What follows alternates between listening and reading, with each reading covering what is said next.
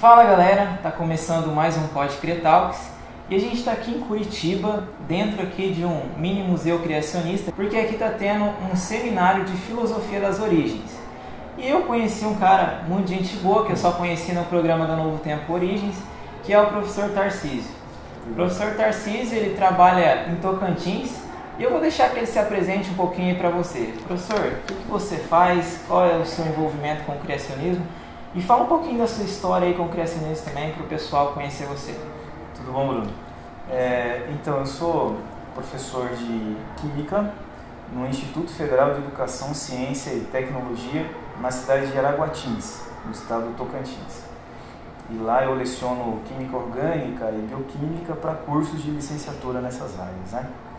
E com a Sociedade Criacionista, a gente já está aí desde 2007 participando com eles em palestras, capacitação de professores e uma série de outras atividades da Sociedade Criacionista, visando apresentar um contraponto às ideias evolucionistas que sempre são divulgadas na mídia e nos materiais didáticos em nosso país. E o professor parece que era ateu antes de conhecer o criacionismo. Parece que tinha até uma banda de rock aí, era metaleiro. Eu tinha isso há algum tempo atrás. Eu tinha uma banda de heavy metal, eu tocava bateria nessa banda. E uma vez, numa aula de bioquímica na universidade, eu então comecei a questionar a respeito da viabilidade, da possibilidade de moléculas orgânicas supostamente formadas numa terra primitiva.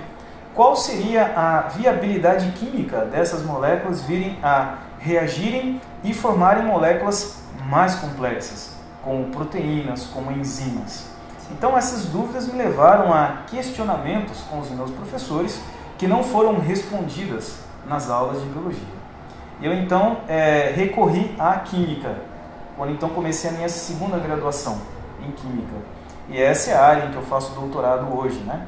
Então, esse conhecimento acerca das características das moléculas, da estabilidade química das moléculas, da necessidade de condições otimizadas para que as reações químicas possam acontecer, me levou a conclusões que na época foram perturbadoras.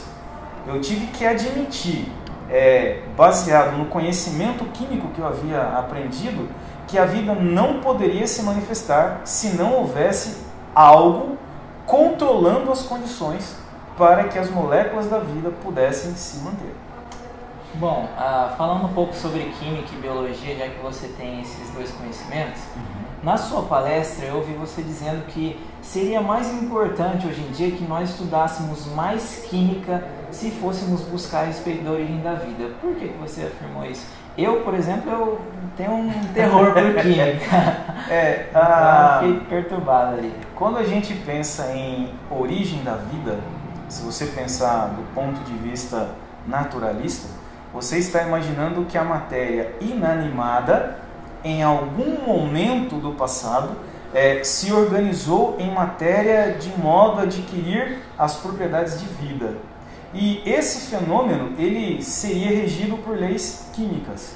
Então, nós precisamos sair das condições e das definições de vida que nós temos na biologia e adentrarmos aos conceitos de reações químicas, cinética química, termodinâmica, estabilidade, produto cinético versus produto termodinâmico, que é uma linguagem química. Então, se você quer conhecer sobre taxonomia, sem problemas, você pode estudar biologia sem problema algum.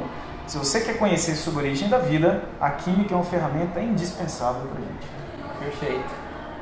Uma das coisas que você, não vou chamar de senhor, que você afirma, professor, também, é que há evidências de que o experimento de Miller, se você não sabe o que é o experimento de Miller, você pode estar pesquisando aí para saber mais a respeito disso.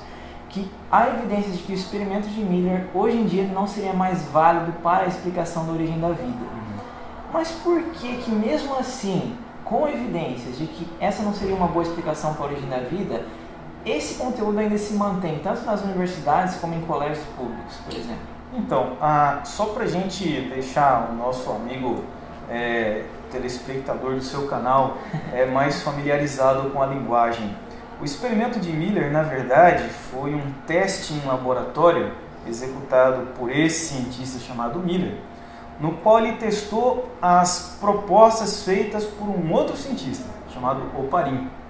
Então, Oparin imaginou que a Terra, a suposta Terra primitiva, tinha uma atmosfera que nós consideraríamos como sendo redutora, formada de metano, amônia, hidrogênio e vapor de água. Então, o Oparin postulava que se descargas elétricas provenientes de raios e relâmpagos poderiam fornecer energia para que esses gases inorgânicos reagissem entre si e formassem aminoácidos e outras moléculas de interesse biológico. Então isso era uma proposta de Oparin. O que o nosso protagonista Miller fez foi testar essa ideia como sendo a sua tese de doutoramento. Então, durante o período do seu doutorado, ele executou diversos experimentos tentando reproduzir essa proposta de Oparin. E ele realmente demonstrou que se você utiliza essa mistura e essas condições, você vai realmente ter a formação de aminoácidos, ácidos carboxílicos, uma série de outras moléculas que existem nos seres vivos, né? Bom, agora, uma coisa é você conseguir obter moléculas orgânicas. A outra coisa é essas moléculas orgânicas se organizarem de modo a produzir vida. São coisas completamente diferentes. Para você ter uma ideia, um cometa, um fragmento de um meteoro que cai na Terra, essa colisão gera moléculas orgânicas. Agora, de moléculas orgânicas assumirem a propriedade de vida, que é uma outra conversa. A gente não consegue mostrar isso aí. Bom, existe uma série de trabalhos na literatura mostrando que tanto essa atmosfera idealizada como sendo redutora não é mais válida, como também uma série de trabalhos mostrando que essa mistura ela seria muito mais destruidora das possibilidades de produção de vida do que uma mistura propícia para a vida acontecer. Sim. Aí vem a sua pergunta: se existem essas limitações, por que é então que o experimento de Miller ainda faz parte do sistema educacional? Aí vem uma resposta que tem duas partes.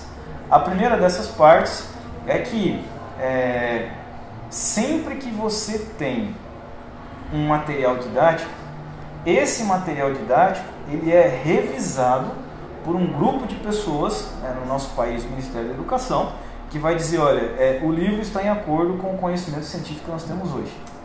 Só um adentro, professor. Por exemplo, Jesus Cristo, ele dividiu a história do mundo em duas, né, e revolucionou, ele muda a vida de muitas pessoas até hoje. Mas se você for em algum livro de história que é produzido pelo Ministério da Educação, você não vê um parágrafo sobre Jesus. Não tem.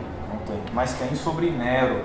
Sim, exatamente. Tem muito menos evidências, por exemplo. Mas voltando à ideia do Miller, você tem pessoas que revisam esses materiais e que ou não têm conhecimento dessa outra vertente que contesta essas ideias, ou eles simplesmente ignoram essas ideias. E esse conteúdo ainda está lá.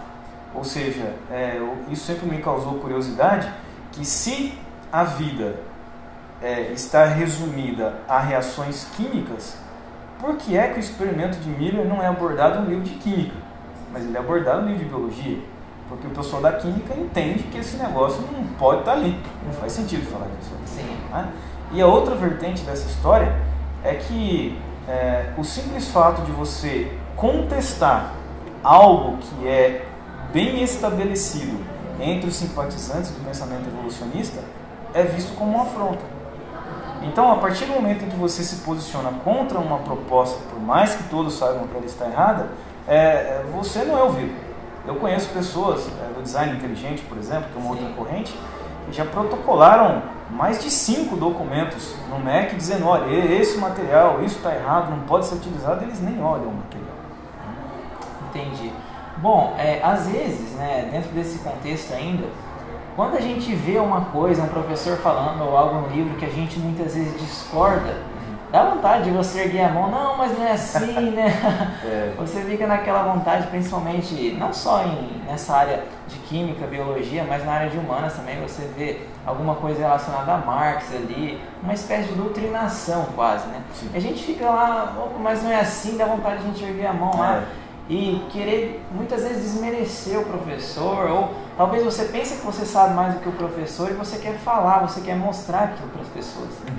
Mas qual seria, assim, professor, o comportamento ideal de um criacionista dentro da universidade para ele ter uma boa formação e sair de lá, digamos assim, em paz com as pessoas, né? Eu entendo que se você quer ter uma formação tranquila, sem passar por problemas, por constrangimentos, eu entendo que você deveria ter basicamente 3 posturas aí para pensar.